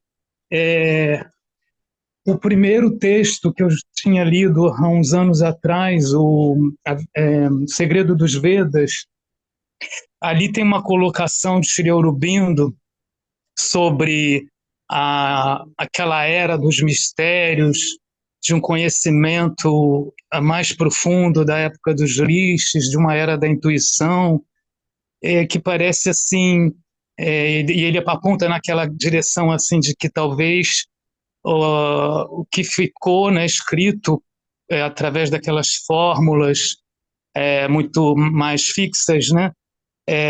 Me faz pensar nos mantras. Ele coloca ali como se tivesse havido assim um decaimento, né? Eu entendi assim. Aí depois, se você depois você comenta assim mas me passou essa ideia, né? Já na minha primeira leitura, alguns anos atrás, eu tinha tido essa visão de que ele tinha um pouco essa visão que é a visão da noção de tempo mais comum nos textos mesmo indianos, de um decaimento de uma era, de uma Satya Yuga, né, de uma era da verdade anterior para um momento posterior da Idade do Ferro, né, que até você comentou, né, você usou essa expressão. Mas agora no outro texto, o que eu acho talvez que dá às vezes a impressão de uma contradição, é isso que eu queria que você me explicasse, porque agora ele fala de evolução no outro texto. Então, ao mesmo tempo, né, e ao mesmo tempo ele fala, até no segundo texto da evolução, né, esse texto da vida divina, ele também está falando de que talvez tenha havido um decaimento no princípio e agora ele aponta para um momento de evolução da vida espiritual. É isso mesmo? Quer dizer, porque são duas coisas que a gente tende, com a nossa mente limitada, a ver como opostas, né? Entende? Assim, essa decadência, essa visão, né, de uma humanidade que decaiu, que perdeu algumas faculdades, e agora parece que é uma outra fase, né, que parece que ele está apontando na direção de um desenvolvimento, quase que um retorno, não sei se seria um retorno a palavra mais correta, de tendo uma busca para se recuperar a possibilidade de se ter esse conhecimento direto, né, desenvolvendo as faculdades, né, que estão além da mente.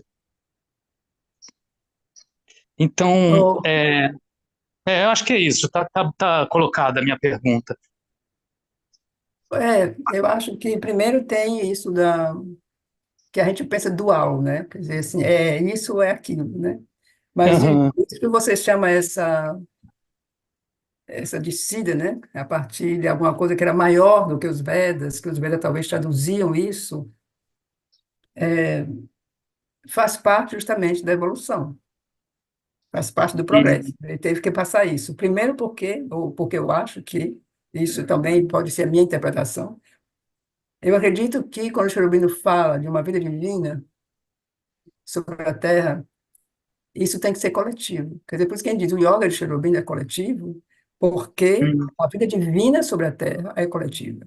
Então, é, então nesse sentido, a, digamos, a espiritualidade individual ela é necessária, mas você não pode mais se retirar nas montanhas, nas florestas, porque já não é mais isso. Quer dizer, o momento agora é De um yoga coletivo. a vida espiritual, porque então os seres têm que ser conscientes, né? Quer dizer, tem que ser seres conscientes em diferentes níveis. Então, assim, se a gente lê o último capítulo da vida divina, a vida divina, então ele explica essa sociedade. Quer dizer, não é a sociedade todos Ai, tá são falhando, que pena. iguais e todos são suplementares, não. Mas é uma sociedade onde as diferenças não. Tá falhando. É. Podem me ouvir?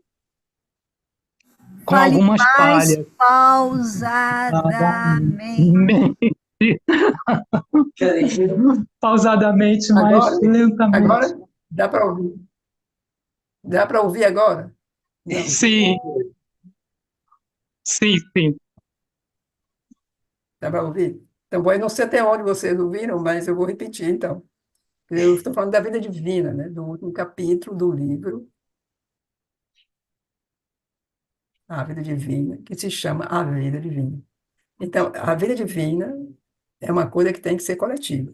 Se não dá para digamos, manifestar uma vida divina sobre a Terra, se os seres humanos não têm o esforço de encontrar a sua divinidade, né? Então, assim, então, nesse sentido, o que você fala, o que o Cherubino fala, que você comenta, essa descida foi necessária para justamente trazer esse conhecimento cada vez mais, que esse conhecimento seja mais disponível para todo mundo. Quer dizer, às vezes eu digo isso, quer dizer, hoje em dia ninguém pode saber que não sabe, porque todo mundo está falando que está havendo uma mudança, que está havendo em todos os níveis, né? E, e isso é uma coisa que a gente acorda se quiser, né? E eu acho que hoje em dia pouca gente pode dizer, não, eu não sabia nada. Eu acho que isso está sendo dito em todas as línguas, em todos os meios de comunicação, até em suplemento de jornal está se falando de que está havendo mudança social, né, de busca e tal, né? É. Então, nesse sentido, eu acho que é isso que a gente chama essa involução, essa descida do conhecimento, foi extremamente necessária. E aí a gente pode ver isso mesmo no que a gente acabou de falar. Você tem o Vedas, o Upanishads, então você tem as histórias, você tem, digamos, já na Gita, Sri Aurobindo diz isso, quer dizer, nós vimos isso quando lemos hoje. Ele já está olhando justamente a Idade de Ferro, quer dizer, essa idade que já está chegando. Quer dizer, foi através disso, quer dizer, Krishna já sabia, né, que ele estava ali e era já a idade, começando a Idade de Ferro. E, e agora está saindo, o Sri Aurobindo fala disso, ele diz já. Ele diz essa idade, a idade, Satya Yuga, que é a idade da luz, do conhecimento, já está aí, depois de muito tempo, né? Só que a gente não percebe e ela está ainda envolvida com muita coisa, muito obscurecida, mas está aí. Porque do momento que a supramente desceu, isso está aí. E ela desceu, digamos, a mãe, concretamente, a mãe viu isso, né? Quer dizer, teve a experiência, e Sri Aurobindo fez com que descesse na matéria. Então, o Satyuga é uma realidade, né? E assim, eu acho que a gente devia ler, não sei, mas assim, cada um que tem o livro, lê justamente o último capítulo da Bíblia, que assim, a sociedade gnóstica, e é Ah, justamente a vida divina sobre a Terra, né? bacana, obrigado.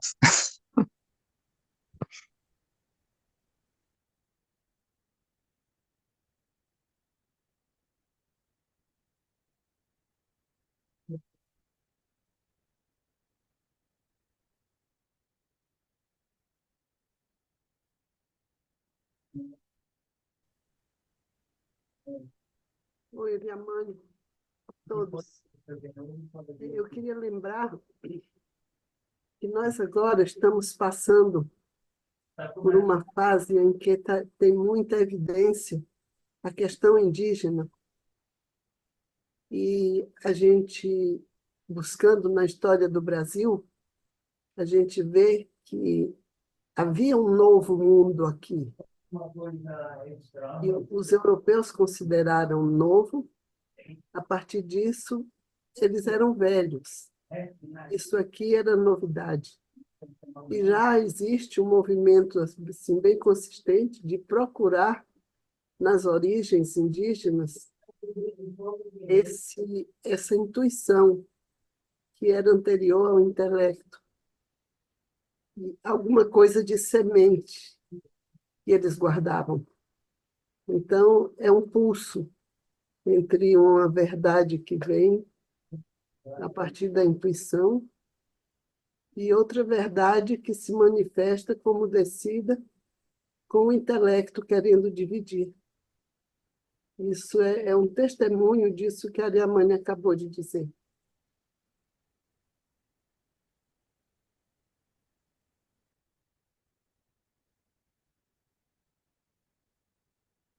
Eu confesso que eu não tenho bastante conhecimento disso, mas eu acredito que nada é perdido na evolução, né? Nada é perdido na criação. E onde houver assim, uma gota de luz, onde houver uma gota de conhecimento, isso será proveitoso e aproveitável. E, e com certeza será aproveitado também. E, então, que isso venha dos indígenas, que isso venha de não sei qual país, ou não, que isso venha de onde for. Eu acho que se é uma gota de conhecimento, isso será utilizado na evolução. Isso com certeza.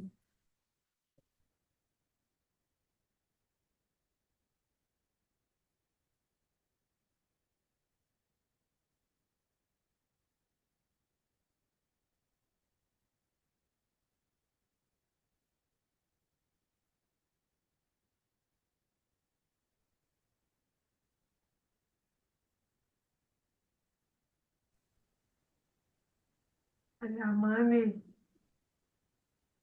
Ariamane, Oi. eu queria saber se nós não vamos ter uma reunião presencial enquanto você está no Brasil.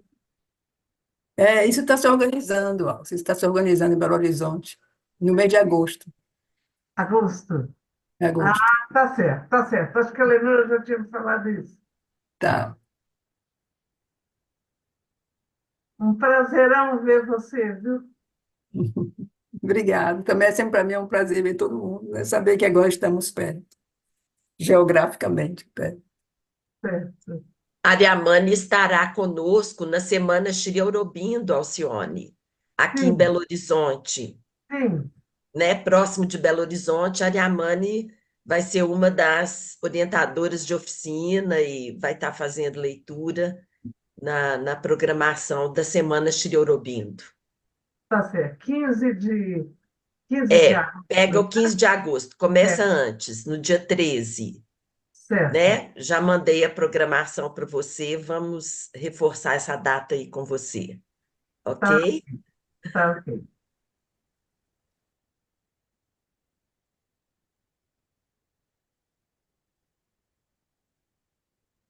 Também, antes disso, vai haver certamente mais de uma reunião de leitura dos ensaios sobre a Gita, né? Certamente uma no espaço da casa, outra que está sendo organizada também com outros espaços, enfim. Mais de uma reunião nesse sentido também vai acontecer. Isso antes da Semana Shirogumi. Ricardo, você poderia falar do próximo domingo? Sim, se não há mais comentários sobre o tema de hoje, eu acho que já podemos antecipar que na próxima reunião do ciclo, no próximo domingo, nós faremos uma edição especial abordando justamente o tema da Semana Shri Aurobindo, a alma criadora. Então, já começando a adentrar o próprio tema, o sentido, o porquê da escolha desse tema, e depois entrando mais em detalhes sobre as características do próprio encontro. Então, no próximo domingo, um especial sobre a alma criadora, o tema da Semana Shri Aurobindo.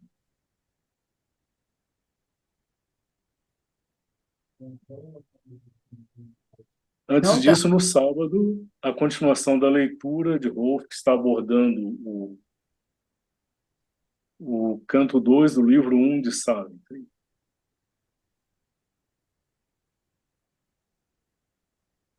Então tá. Isso no sábado. Concluímos agora? Concluímos.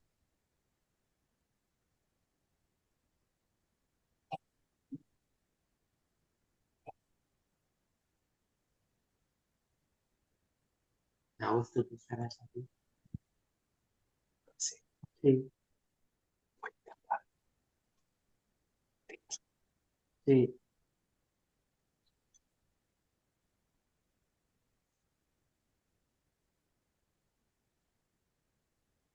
De que